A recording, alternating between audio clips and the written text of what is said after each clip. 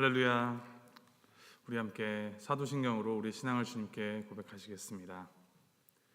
전능하사 천지를 만드신 하나님 아버지를 내가 믿사오며 그 외아들 우리 주 예수 그리스도를 믿사오니 이는 성령으로 잉태하사 동정녀 마리아에게 나시고 본디오 빌라도에게 고난을 받으사 십자가에 못 박혀 죽으시고 장사한 지 사흘 만에 죽은 자 가운데서 다시 살아나시며 하늘에 오르사 전능하신 하나님 우편에 앉아 계시다가 저리로서 산 자와 죽은 자를 심판하러 오시리라.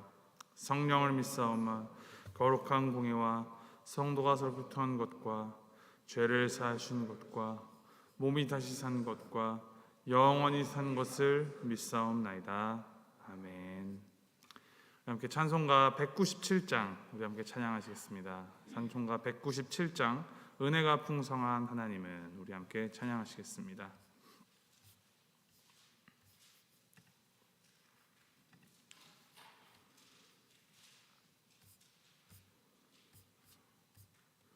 은혜가 풍성한 하나님은 믿는 자 한 사람 한 사람 어제도 오늘도 언제든지 편찮고 보호해 주시네.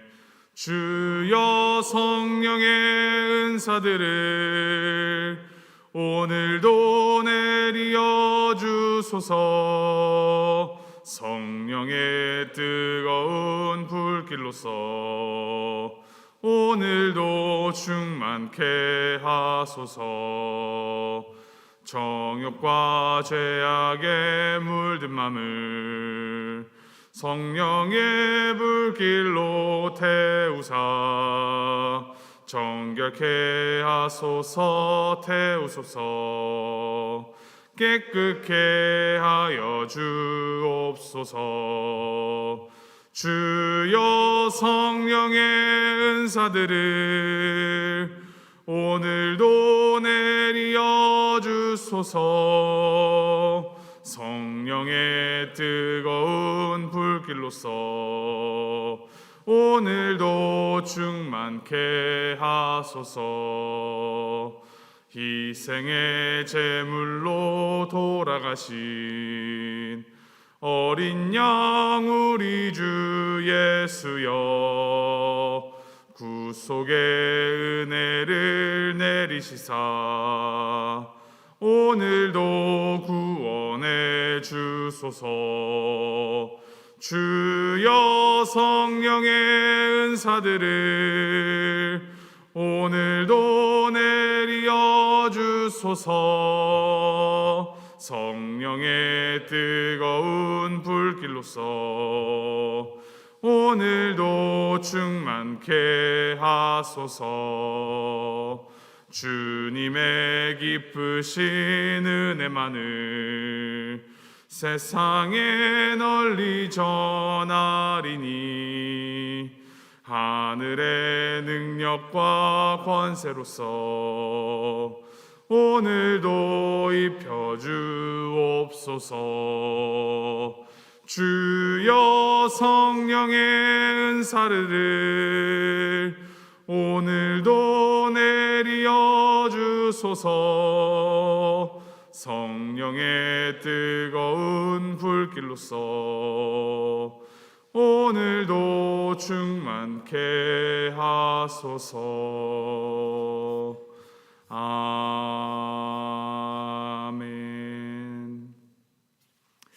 하나님께서 오늘 우리에게 주시는 말씀은 고린도전서 14장 13절부터 25절까지 말씀입니다. 고린도전서 14장 13절부터 25절까지 말씀 우리 함께 교독하시겠습니다. 제가 먼저 읽도록 하겠습니다. 그러므로 방언을 말하는 자는 통역하기를 기도할지니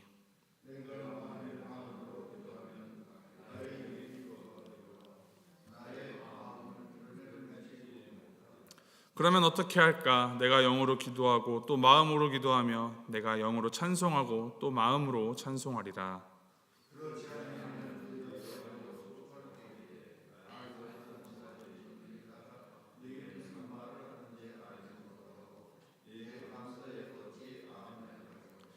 너는 감사를 잘하였으나 그러나 다른 사람은 덕세움을 받지 못하리라.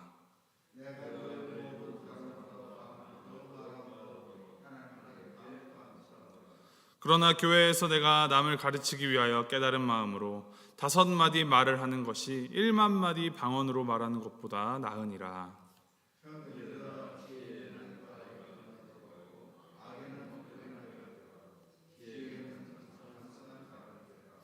율법에 기록된 바 주께서 이르시되 내가 다른 방언을 말하는 자와 다른 입술로 이 백성에게 말할지라도 그들이 여전히 듣지 아니하리라 하였으니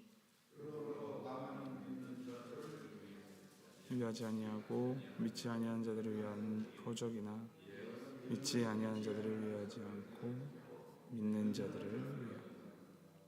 그러므로 온 교회가 함께 모여 다 방언으로 말하면 알지 못하는 자들이나 믿지 아니하는 자들이 들어와서 너희를 미쳤다 하지 아니하겠느냐. 그러나 믿지 아니하는 자들이나 알지 못하는 자들이 들어와서 모든 사람에게 책망을 들으며 모든 사람에게. 우리 25절 함께 봅니다. 그 마음에 숨은 일들이 드러나게 되므로 엎드려 하나님께 경배하며 하나님이 참으로 너희 가운데 계신다 전파하리라. 아멘. 예전에 제가 한 캐나다에 있는 작은 시골 교회에 대한 이야기를 들은 적이 있습니다. 그 교회는 한 100여 명 정도가 모이는 교회인데 주일이 되어서 주일 예배 시간이 되면은 이제 각자가 연주할 수 있는 악기를 챙겨서 모인다고 합니다. 그래서 찬양 시간이 되면 그 각자 준비해온 악기를 꺼내서 다 같이 그 연주를 하면서 찬양을 한다고 합니다. 하나님께서 주신 그 달란트로 자신이 할 수 있는 방법으로 하나님을 그 하나된 마음으로 찬양한다는 것이 참 감동스럽고 아름다울까, 얼마나 아름다울까 하는 그런 생각이 그 이야기를 들을 때는 생각이 들었었습니다. 그런데 이 교회의 찬양이 정말 아름다운 찬양이 되려면 이제 반드시 필요한 전제 조건들이 몇 가지 있는데 사실은 이 모두가 음악적인 재능이 뛰어나지 않는 이상 연습하지 않고 이 여러 명이 호흡을 맞추어서 음악을 아름답게 만들어내는 것은 쉬운 일이 아닙니다. 그것을 차치하더라도 중요한 전제 조건은 바로 악기를 연주하는 그 모든 사람들이 연주를 할 때 내 소리를 뽐내고 드러내려고 하면 안 된다라는 것. 서로의 소리를 들을 줄 알고 음악이 이루어질 수 있게 이 멜로디, 리듬, 하모니에 맞게 소리를 내야 한다라는 것입니다. 이 전제 조건이 이루어지지 않은 채 그저 자기가 내고 싶은 소리를, 자기가 연주하고 싶은 소리를 마음껏 내지른다면 그것은 아무리 그 의도가 좋다고 할지라도 음악이라기보다는 이제 듣기 힘든 소음이 될 것입니다. 이 고린도 교회가 이러한 기본적인 전제 조건을 지키지 않고 자기 마음대로 이 소리를 내지르는 오케스트라 혹은 합창단과 같은 상황이었습니다. 이 방언의 은사를 받은 이들이 자신들이 그 은사를 받은 그 믿음 좋은 사람들이라는 그러한 자아도취에 빠져서 때와 장소를 가리지 않고 방언을 하면서 사람들 사이에서 위화감을 조성하였습니다. 이에 사도 바울은 방언의 은사를 통하여서 교회의 덕을 세우기 위해서는 방언을 해석하는 은사, 이 중간에 조율자가 필요하다라고 합니다. 이 방언을 하는 데에서 그치는 것이 아니라 방언을 해석하는 은사를 얻기 위하여 기도해야 한다는 것이죠. 그것은 14절에서 개인은 영어로 기도하지만 열매를 맺지 못하는 개인적인 차원의 은사의 그 사용을 넘어서서 방언을 다른 이들도 이해할 수 있도록 해석하는 은사를 통하여서 그 전해지는 내용을 사람들에게 명쾌하게 들려주어서 전체 교회가 유익을 얻을 수 있기 때문에 공적인 예배 때라도 방언이 그렇게 되면 사용이 될 수 있다라고 설명을 하는 것입니다. 즉 바울이 주장하고 가르치고자 하는 것은 개인적인 차원의 은혜를 받으면서 그치지 말고 거기서 그치는 것이 아니라 공적인 예배에서 예배하는 그 모든 사람의 영과 마음이 하나로 함께하는 예배이자 그러한 기도를 추구하라는 것입니다. 개인의 영역에 갇혀서 그냥 개인의 무의식 가운데 무아지경에 빠지는 것이 아니라 기도하고 찬송할 때 우리가 모두가 한 입을 모아서 한 목소리를 모아서 또 한 마음을 모아서 하나 된 영으로 온전히 결합하여서 하나님 앞에 나아가야 한다라는 것이죠. 이렇게 해서 하나님께서 계시해 주신 것이 알아들을 수 있는 형태로 그리고 공동체가 공유하는 언어로 표현된다면 그 들리는 말씀의 교회는 함께 아멘으로 화답할 수 있게 됩니다. 18절 19절 말씀 제가 다시 한번 읽어드립니다. 내가 너희 모든 사람보다 방언을 더 말함으로 하나님께 감사하노라. 그러나 교회에서 내가 남을 가르치기 위하여 깨달은 마음으로 5마디 말을 하는 것이 1만 마디 방언으로 말하는 것보다 나으니라. 지금까지 바울이 이 방언의 부정적인 면을 언급하면서 바른 사용을 권면하였기 때문에 혹시나 자신이 방언의 은사를 받지 못해서 이런 주장을 펴는 것이 아니다라는 사실을 밝히기 위해서 자신이 어떤 이들보다도 방언을 더 말함으로 하나님께 감사하노라라고 말합니다. 동시에 바울 또한 이 개인적인 기도의 시간에는 방언의 은사를 지속적으로 사용했음을 우리가 짐작할 수 있습니다. 바울은 누구보다도 성령의 은사를 넘치도록 받았고 그 은사를 누린 사람입니다. 그럼에도 불구하고 사람들 앞에서 방언으로 말하는 것을 그는 철저히 자제하였습니다. 이미 앞서 언급하였다시피 교회 공동체의 덕을 세우기 위해서는 이 성령님께서 깨우쳐 주신 바를 공동체가 이해할 수 있는 언어로 전하는 것이 정말 유창하고 무수한 방언으로 말하는 것보다 훨씬 더 낫다라는 이유 때문입니다. 방언은 이 성령의 좋은 은사임은 분명합니다. 그러나 그것의 유익은 개인에게 있습니다. 그래서 그 유익이 개인적인 차원에서 그치는 것이 아니라 이것이 확장되어져 공동체와 교회의 덕을 위하는 그 지경, 공동체성을 추구하는 신앙으로 확장되어야 한다라는 것입니다. 그것이 하나님께서 우리에게 바라시는 그 신앙의 모습입니다. 개인적 차원의 신앙을 하나님께서 바라지 않으십니다. 다른 많은 종교들이 그 신앙의 목적을 개인적인 차원의 깨달음이나 어떠한 해탈과 같은 그 경제를 이루는 목적으로 하고 있습니다. 그래서 그러한 종교들의 신앙들은 그 개인적인 단련과 어떠한 수행을 통하여서 이 개인이 절대자에게 더 가까이 다가가 깨달음이나 복을 얻는 것을 이제 더 강조하고 중요시합니다. 가령 108배를 한다든지 몸을 희한한 동작을 하면서 종교적인 신념을 담아내는 그런 동작을 하는 것들이 그런 것들이죠. 또한 민족이나 문화에 상관없이 정해진 딱 하나의 언어로만 그 경전을 읽고 믿어야 하기도 하는 경우도 있습니다. 그러나 우리 기독교가 믿는 하나님은 이 만유의 하나님으로서 이러한 개인적인 차원들을 넘어서서 공동체로서 하나님을 알고 하나님을 믿고 하나님을 따르기를 바라신다라는 것이죠. 그것을 그 하나님의 마음을 알 수 있는 대표적인 곳이 예수님이 오심을 예언하실 때 천사가 처음 가르쳐 주었던 이름 임마누엘이라는 이름 속에서 우리가 알 수 있습니다. 임마누엘은 히브리어로 하나님이 우리와 함께 하신다라는 뜻입니다. 각자 개개인의 하나님이 아니라 우리라는 그 하나의 공동체 전체와 함께 하신다라는 것이죠. 그 우리라는 범주는 하나님을 구주로 고백하는 이 모든 이들을 포함합니다. 그렇기 때문에 그 우리 안에 속한 우리 한 사람 한 사람은 나의 개인적인 유익을 넘어서서 이방인들과 믿지 않는 사람들까지 배려하고 함께하려 애써야 한다는 것을 가르쳐주고 있습니다. 바울도 이러한 맥락에서 방언의 은사에 대해서 풀이하고 있는 것입니다.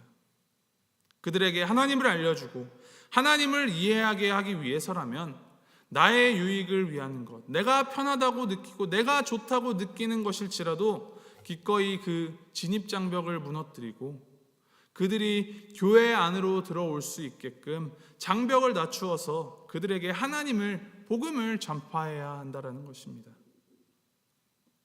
22절과 24절에 이제 예언에 대한 언급이 다시 나옵니다. 이 예언은 문자적인 의미로는 앞으로 닥칠 일을 이제 얘기하는 것이지만, 여기서 바울이 말하는 그 예언이라는 것은 단순히 그러한 차원을 넘어서는 성령의 가르침, 즉 하나님의 그 말씀을 그리스도를 통하여서 해석하고 교훈을 얻고 그 가르침을 삶에 적용하도록 권면하고 방향을 제시하는 지혜를 가르치는 일을 전체를 아우르고 포함하는 말입니다. 즉 하나님의 말씀을 붙들고 말씀의 의미를 깨달으며 그 교훈을 적용하여서 사는 삶을 통하여 교회의 덕을 세우는데, 그렇게 하면 교회 내적으로는 서로가 말씀 안에서 하나 되어 믿음을 북돋아주고, 교회 외적으로는 믿지 않는 자들이 그 예배를 통하여서, 그 지혜를 통하여서 예수님이 누구이신지를 알게 되고 예수님을 믿게 하는 그런 역할을 감당해야 한다는 것입니다. 20절 말씀, 이 말씀이 이제 오늘 본문 말씀의 중간에 위치하여 있지만 사실상 사도 바울이 권면하는 어떠한 결론과 같은 말입니다. 그가 이렇게 권면합니다. 형제들아, 지혜에는 아이가 되지 말고 악에는 어린아이가 되라. 지혜에는 장성한 사람이 되라. 로마서 16장 19절에 로마서를 이렇게 마무리하는 권면의 말씀 중에도 바울은 너희가 선한데 지혜롭고 악한데 미련하기를 원하노라 라고 권면합니다. 지혜, 그리고 선한 것, 즉 하나님의 말씀에 대하여서 탐구하고 받아들이고 믿는 데에는 어른이, 성인이 지혜를 가지고 그것에 진지하게 깊게 임하는 것과 같이 하고, 악한 것에 대해서는 어린아이처럼 미련한 것처럼 더디하고 악한 것으로부터 멀리하라라는 것입니다. 이 말씀을 받는 우리가 바울이 권면하는 이 삶의 자세를 견지하기를 소망합니다. 우리가 지혜에 장성한 사람이 되고 악의 어린아이와 같이 미련한 자들이기를 소망합니다. 우리의 눈을 뜨고 마음을 넓혀서 우리 하나님이 얼마나 크고 위대하신 하나님이신지를 보며 하나님이 원하시는 대로 우리가 공동체를 이루고 교회를 이루어감이 나 좋자고 우리끼리만 좋자고 모이는 것이 아니라 복음을 위하여서, 하나님을 전하기 위하여서 기꺼이 내가 좋고 내가 편한 이 나의 세이프티 존을 다 포기하고 진입장벽을 낮추어가는 그런 교회가 되어가기를 소망합니다.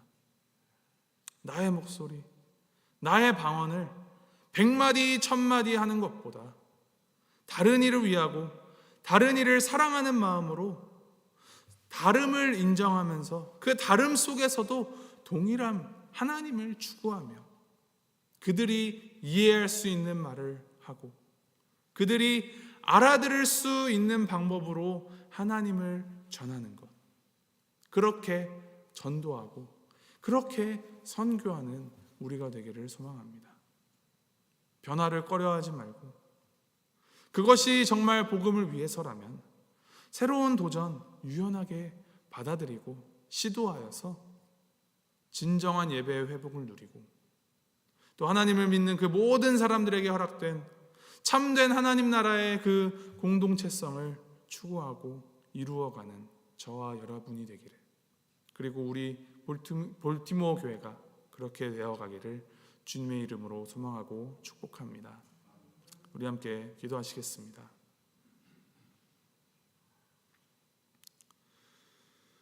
온 천지 만물을 창조하신 만유의 하나님, 우리에게 삶을 주시고 또 은사를 허락하여 주셔서 우리가 하나님을 바라고 하나님의 그 선한 것을 바라며 살고자 하는 그런 열망을 우리 가운데 주시니 감사합니다.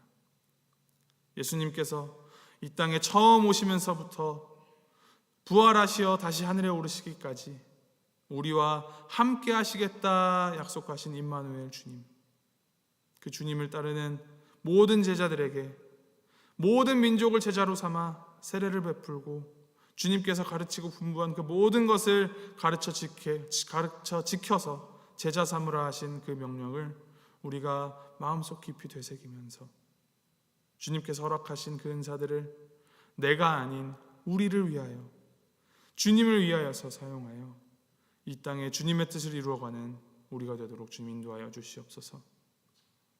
내 안에 나를 낮추고 나를 깎아내고 오직 주님만을 주인 삼아 주님께서 원하시는 대로 나의 경계선을 허물고 더욱 커다란 우리를 품으면서 살아가는 오늘 하루가 되도록 주님 인도하여 주시옵소서. 더욱 각박해지고 나를 위하여서 나를 세우고 칼을 갈아 그렇게 말하는 이 세상 속에서 주님을 따르는 우리가 그 모든 사람들을 주님에게로 인도하는 촉매제가 되고 그러한 윤활제가 되도록 주님 우리를 사용하여 주시고 우리를 주님의 뜻으로 인도하여 주시옵소서. 감사드리며 이 모든 말씀 우리 주 예수 그리스도 이름으로 기도했습니다. 아멘. 하늘에 계신 우리 아버지여, 이름이 거룩히 여김을 받으시오며 나라의 마옵시며 뜻이 하늘에서 이룬 것 같이 땅에서도 이루어지이다. 오늘날 우리에게 일용식을 주옵시고 우리가 우리에게 죄 지은 자를 사하여 준 것 같이 우리의 죄를 사하여 주옵시고 우리를 시험에 들게 하지 마옵시고 다만 악에서 구하옵소서. 대개 나라와 권세와 영광이 아버지께 영원히 있사옵나이다. 아멘.